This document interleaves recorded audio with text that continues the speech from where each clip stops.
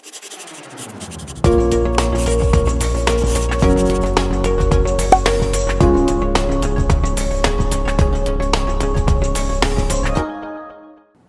chuchus, tudo bem com vocês? Mais uma aula de língua portuguesa. Vamos ainda falar dos gêneros do discurso do programa Fique em Casa Aprendendo.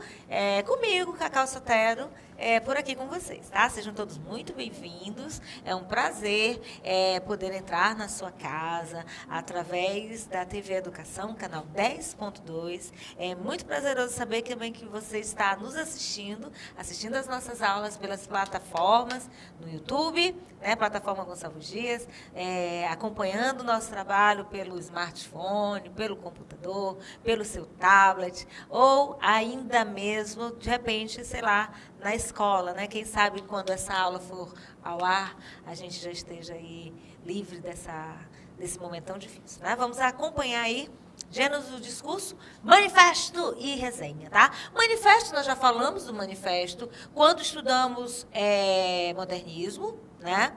Manifesto. Vamos falar de manifesto, de resenha e das produções literárias que envolvem esses gêneros, tá? Eu não trouxe muita coisa do manifesto, porque a gente já falou disso bastante. Só trouxe aqui uma figura, né? Tem a bandeira do Brasil, o nome Pau Brasil, para representar o manifesto de poesia Pau Brasil, do Oswald de Andrade. E o manifesto, a gente já sabe, é um texto de cunho persuasivo. Ele tem o objetivo de chamar a atenção de um público, assinado sempre por mais de uma pessoa, expondo a opinião acerca de determinado assunto, tá? Então, aí eu trouxe para a gente relembrar.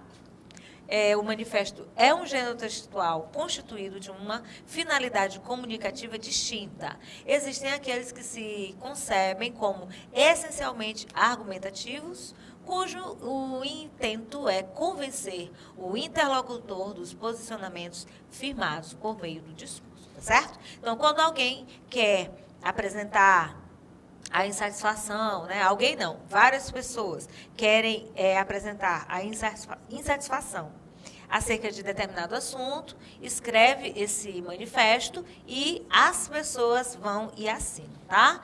Na literatura, ainda aí mais uma informação, define-se manifesto como um texto de natureza dissertativa e persuasiva, uma declaração pública de princípios e intenções que objetiva alertar um problema ou fazer a denúncia pública de um problema que está ocorrendo, normalmente de cunho político.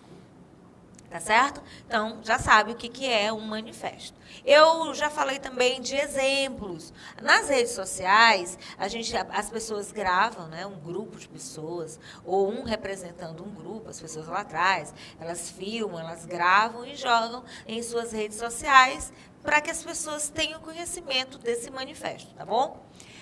Agora, a resenha. A resenha é um outro tipo de texto, e é o que nós vamos dar mais enfoque a esse tema, uma vez que a gente já falou também de resenha, de manifesto em outras aulas, tá? Olha só, a resenha é um gênero textual. Aí eu pus na setinha e tem assim, descrição de um texto ou de um filme, no qual quem escreve pode expressar a sua opinião. Então, quando você faz a resenha de um filme, ou de um livro, ou de um artigo, você vai apresentar em forma de texto para explicar um outro texto. No caso, um livro, uma obra literária, aí você vai fazer a resenha. Então, ela tem uma estrutura e o objetivo principal é esse, né? Acompanha aí, ó.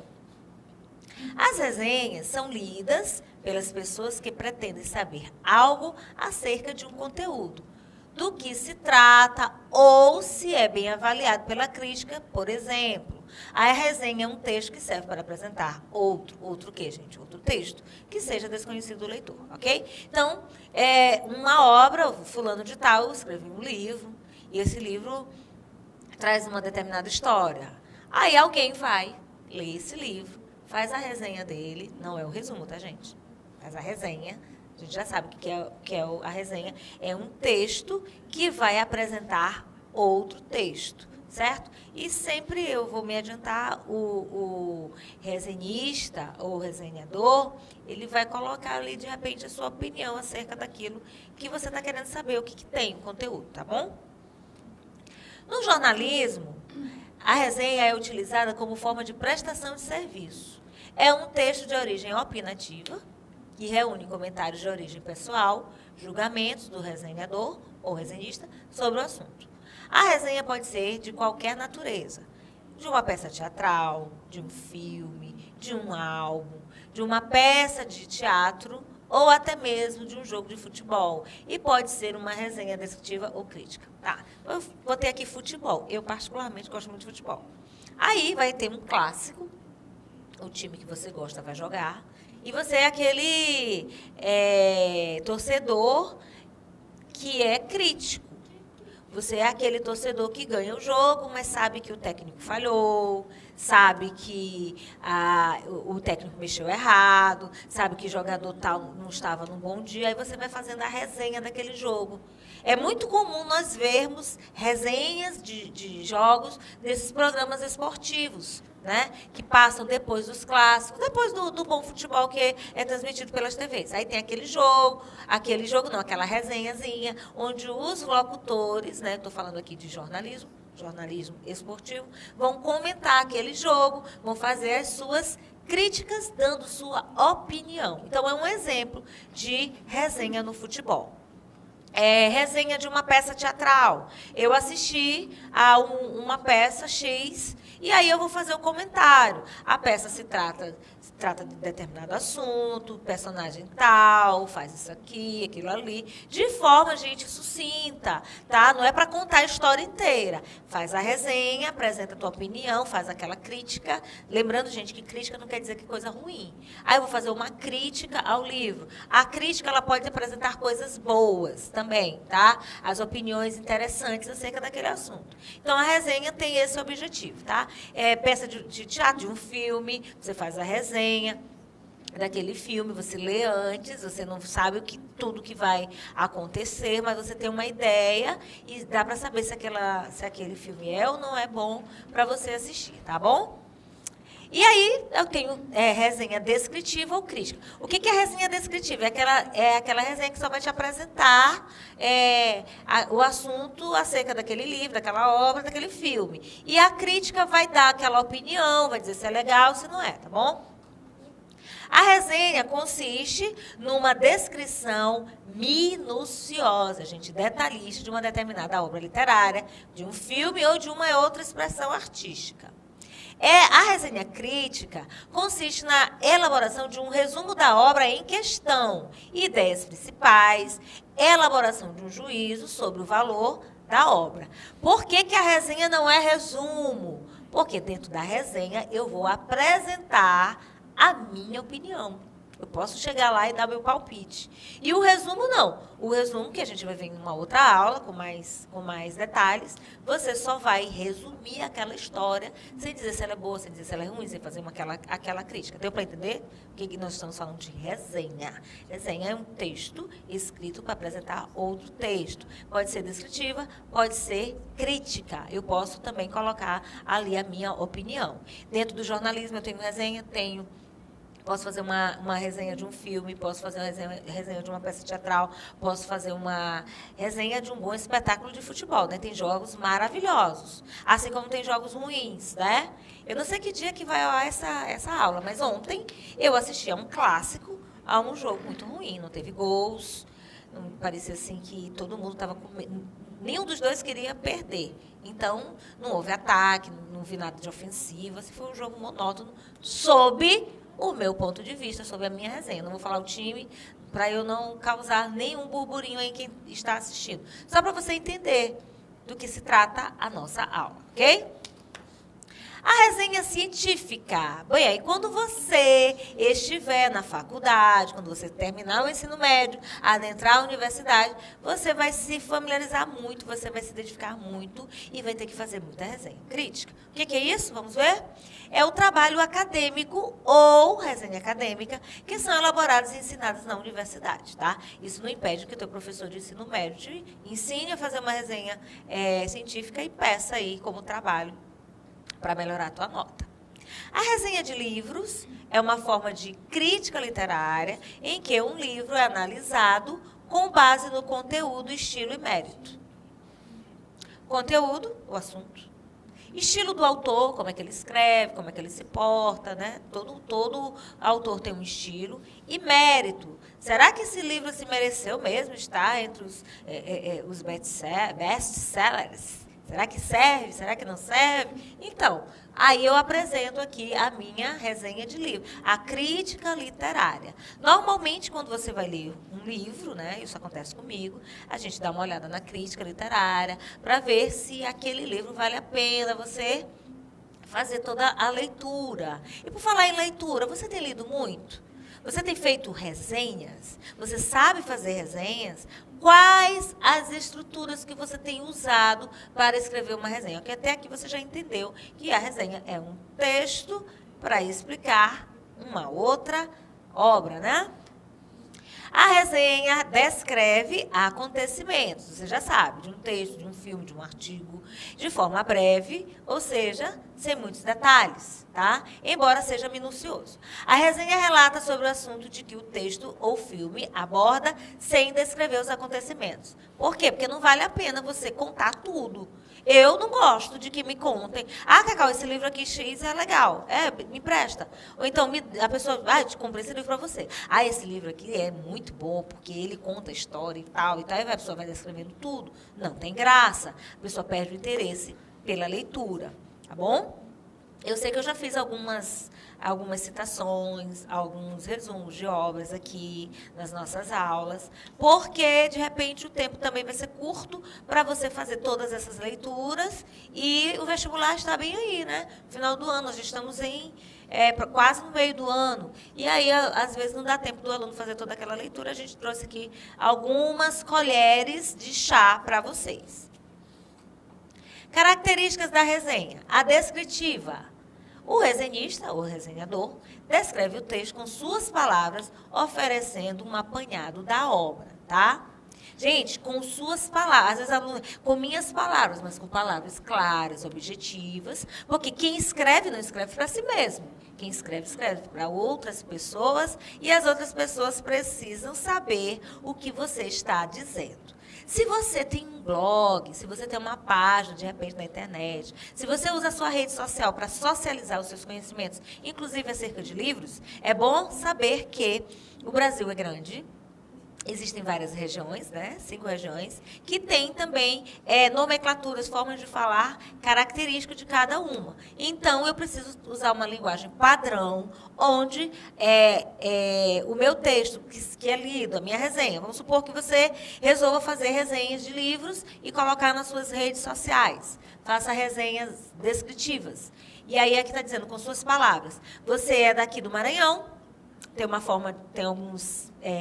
algumas falas nossas que são bem características nossas. Tem alguns termos que nós usamos aqui que lá no Sul a pessoa pode não entender. Então, a gente precisa usar a norma padrão, tá? Se eu quiser socializar. Então, quem escreve um texto, não escreve para si, escreve para outros.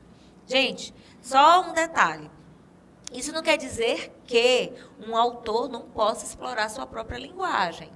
Até porque é isso que faz com que nós enriqueçamos o nosso vocabulário. Saber que determinadas situações, determinadas regiões usam determinadas palavras, que é o nosso desconhecimento agora. Mas a partir do momento que você tem contato com a leitura, você passa a conhecer, ok? Eu tenho ainda a resenha opinativa breve. Então, eu escrevo rapidinho, coloco a minha opinião e socializo. Resenha descritiva.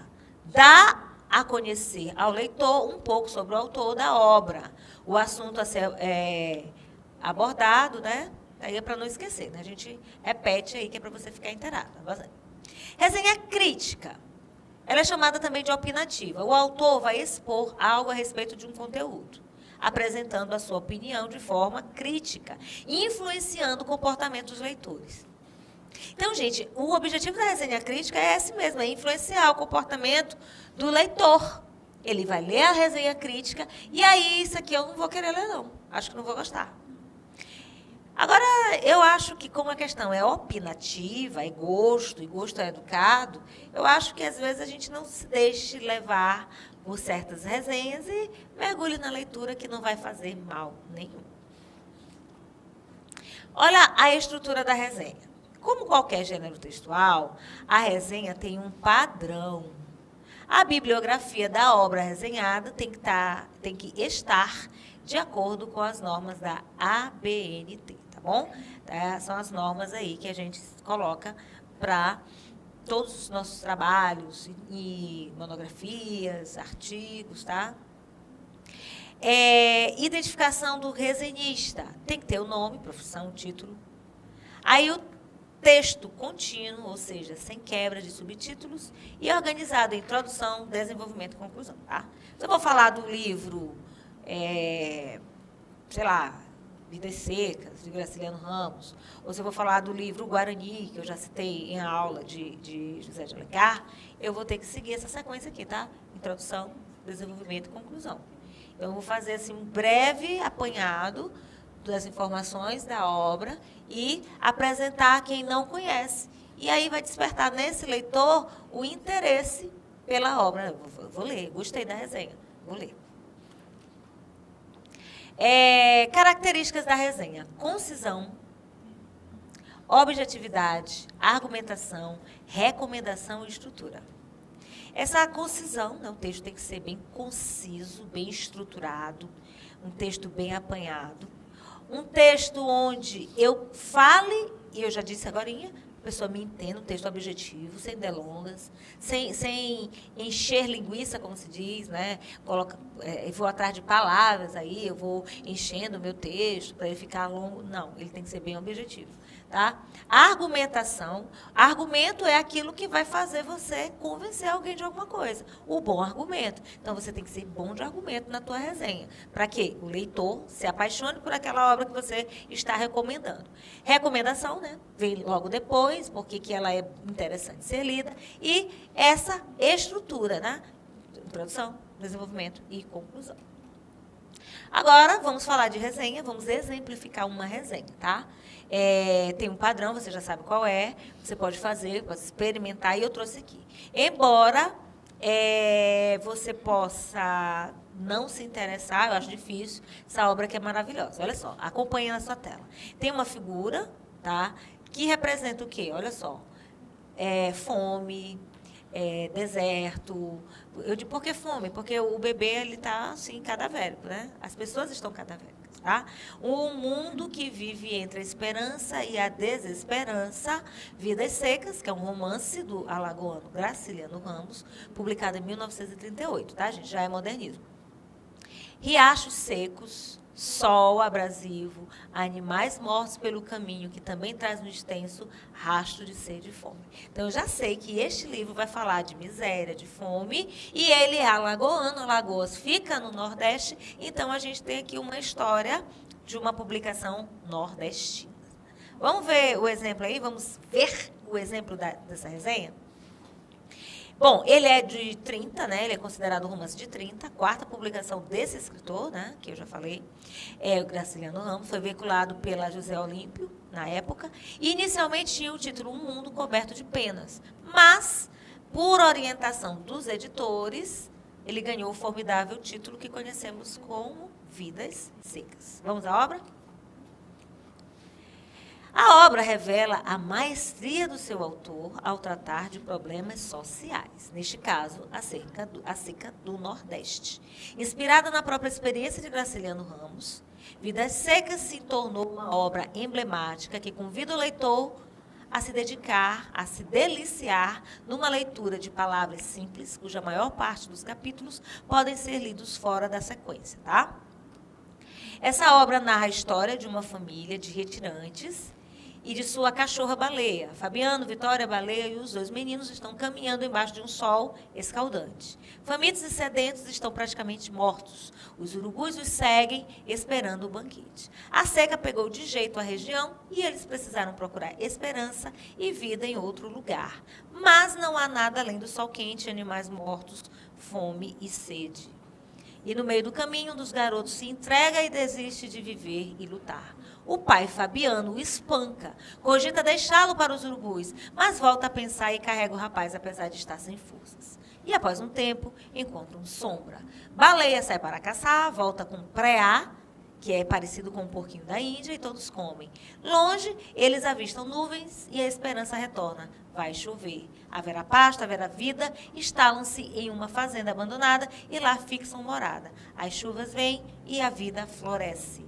E nós vamos acompanhando o dia a dia dessa família bruta e não humanizada. Fabiano é o mais bruto, um homem sem estudo, aqui a gente tem uma opinião, tá? Criado no laço que só entende o bicho de bicho e superstição.